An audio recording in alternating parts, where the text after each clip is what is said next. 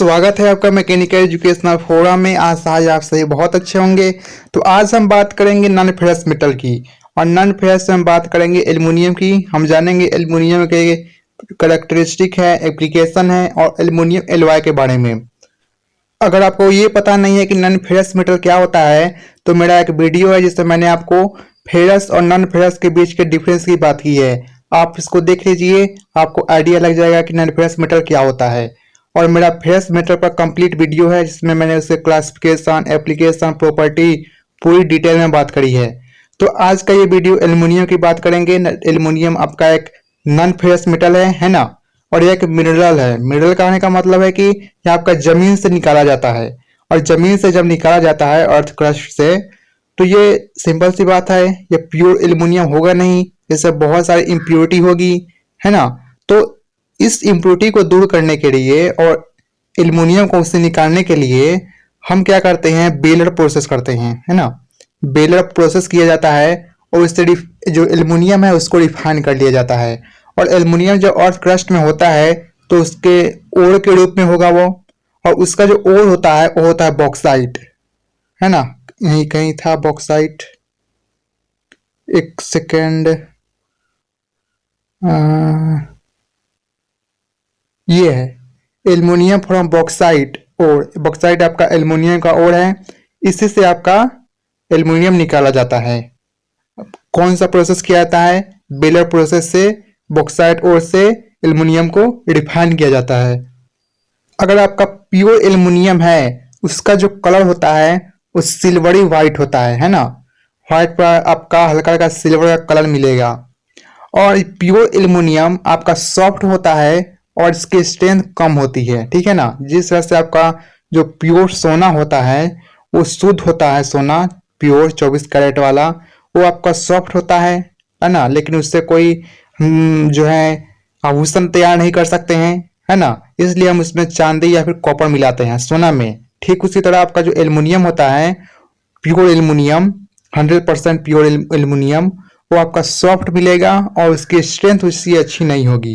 लेकिन हम चाहते हैं इसको, इसकी स्ट्रेंथ को बढ़ाना, उसकी प्रॉपर्टी को चेंज करना, तो हम क्या करेंगे, उसमें एल्युमाइक एलिमेंट को मिला देंगे। अगर आप एल्युमाइक एलिमेंट को नहीं जानते हैं क्या होते हैं ये, तो एल्युमाइक एलिमेंट पर मेरा एक वीडियो है, इसमें मैंने बताया है कि किस एल्युमाइक एलिमेंट को मिलाने से कौन सी प्रॉपर्टी चेंज हो जाती है। चलिए अब आगे बात करते हैं। अब हम देखते हैं कैरेक्टरिस्टिक ऑफ एल्युमिनियम, ठीक है ना।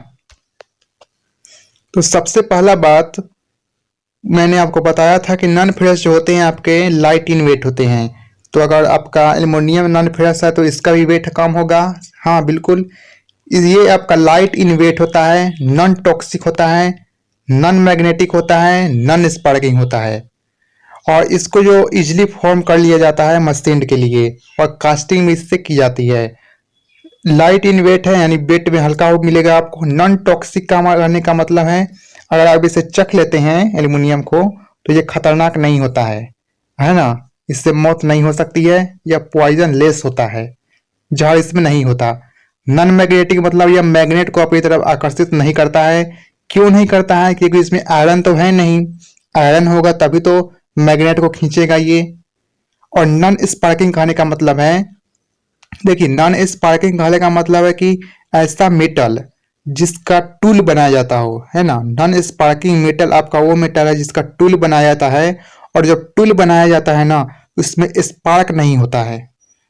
टूल जब आपका मशीनिंग करेगा तो उसमें स्पार्क नहीं होता है।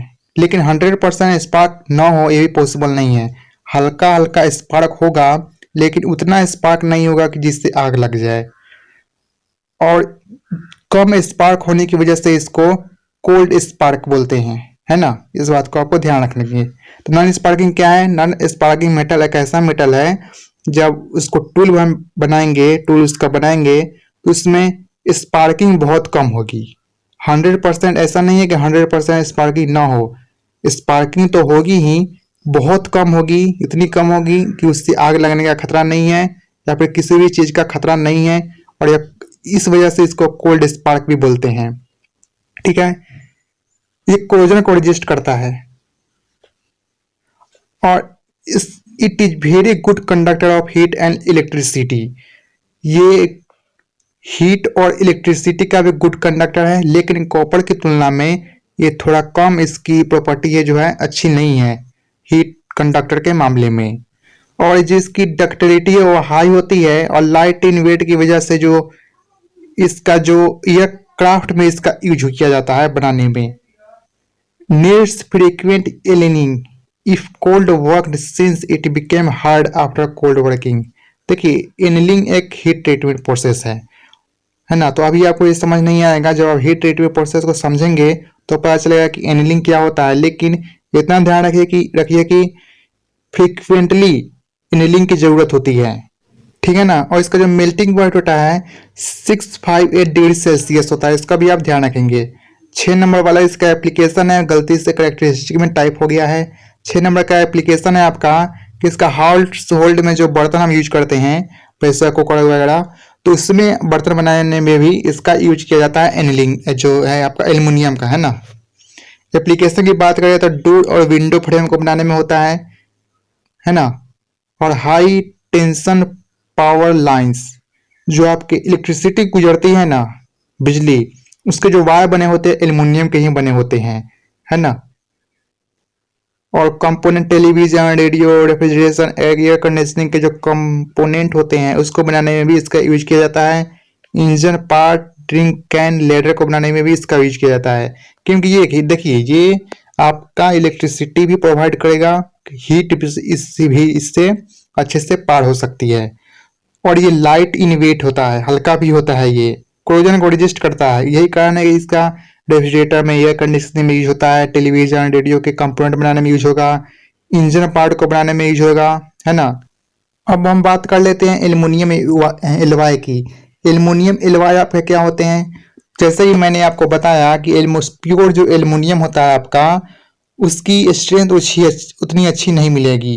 अगर आप चाहते हैं इसकी स्ट्रेंथ को चेंज करना तो इसके साथ अदर एलिमेंट को आपको मिलाना पड़ेगा, तो वही जाकर आपका एल्युमिनियम एलॉय मिल जाता है, जिससे हम लगभग क्या क्या मिलाते हैं, मैग्नीशियम मिलाएंगे, कॉपर मिलाएंगे, मैग्नीज, सिलिकॉन, टीन, जिंक इत्यादि को मिलाते हैं ताकि इसकी स्ट्रेंथ को अच्छी की जा सके। तो पहला जो एल्युमिनियम एलॉय है ना, वह है आपका ड्यूरालुमीन, जिसमें कॉपर और एल्युमिनियम आपको मिलेगा। कमर्शियल प्योर एल्युमिनियम है आपका, और वाई एलॉय है। अब हम तीनों में देखेंगे कि इसमें कौन कौन चीजें मिलाई जाती है और इसका एप्लीकेशन क्या क्या है।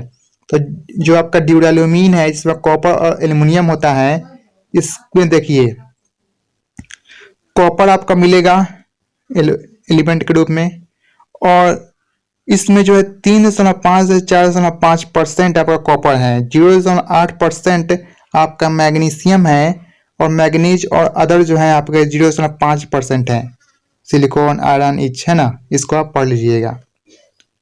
एप्लीकेशन की बात करें तो bar, tube, sheets, aircraft, automobile component, rivet, है, इधर स्ट्रक्चर को बनाने में इसका यूज किया जाता है।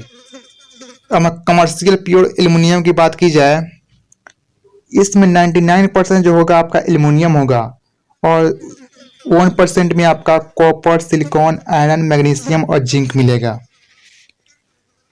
ठीक है। और ये जो है आपका एक्सीलेंट रेजिस्टेंट अगेंस्ट कोरोजन को रेजिस्ट करने में एकदम माहिर है।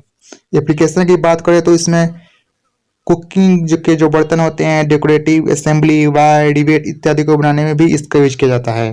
अगर वाई एलवाई की बात कीजिए, देखिए ये आपका एल्युमिनियम का एलवाई है, एल्युमिनियम आपका सबसे ज्यादा होगा, है ना, लेकिन अदर एलिमेंट इसमें एल्युमिनियम की तुलना में कम मिलेंगे आपको।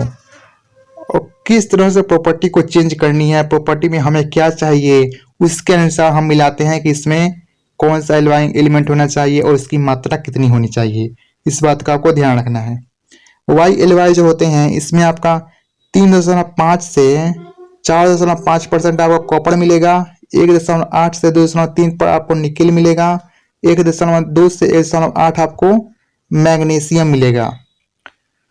और it retain is strength to fairly high temperature, इसका जो स्ट्रेंथ है हाई टेम्परेचर भी मेंटेन रहता है, इसलिए इसका यूज किया जाता है कहाँ पर, ऑटोमोबाइल के पिस्टन में और एयरक्राफ्ट के पार्ट्स बनाने में इसका यूज किया जाता है, क्योंकि हाई टेम्परेचर पर भी ये अपने स्ट्रेंथ को बनाए रखता है। और आपको पता है ऑटोमोबाइल का पिस्टन है या फिर एयरक्राफ्ट के पार्ट्स हैं, ये हाई टेम्परेचर पर काम करते हैं, तो उसके लिए आपको वाई एलवाई का उपयोग लिया जाता है।